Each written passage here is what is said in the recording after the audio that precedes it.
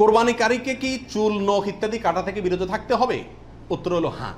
নবী রাসূলুল্লাহ সাল্লাল্লাহু আলাইহি ওয়াসাল্লাম বলেছেন, মান আরাদা আন ইউদাহিয়া, যে ব্যক্তি কোরবানি করার ইচ্ছা রাখে, পোষণ করে, ফালা ইয়াখুয মিন শা'রিহি ওয়া আযফারিহি শাইআ, সেই জন্য তার নখ, চুল ইত্যাদি কোনো কিছুতে হাত না দেয়।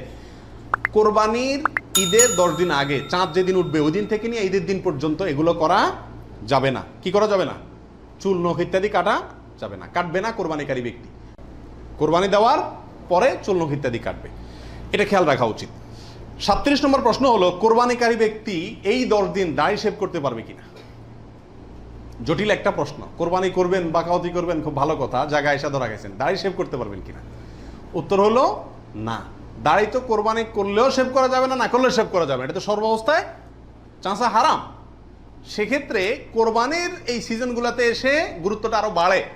একে তো এমনি হারাম, আবার কোরবানি করছেন সেজন্য নবী সাল্লাল্লাহু আলাইহি ওয়াসাল্লাম বলছেন আপনি যেন না ধরেন, এগুলোতে হাত না দেন। তাহলে কোরবানি করার যদি ইচ্ছা থাকে, আল্লাহকে সন্তুষ্ট করতে আসলেই মনে চান, তাহলে এই 10 দিন দাঁড়িয়ে কি করতে পারবেন না? শেভ দিতে পারবেন না। খোঁচা খোঁচা দাঁড়িয়ে নিয়ে কি করতে হবে? মসজিদে যেতে হবে। কোরবানি দেওয়া শেষ, এবার কি করতে পারবেন? দাঁড়িয়ে শেভ করতে পারবেন না, তাও যাবে না। আল্লাহ আমাদের বোঝার তৌফিক দান করুন।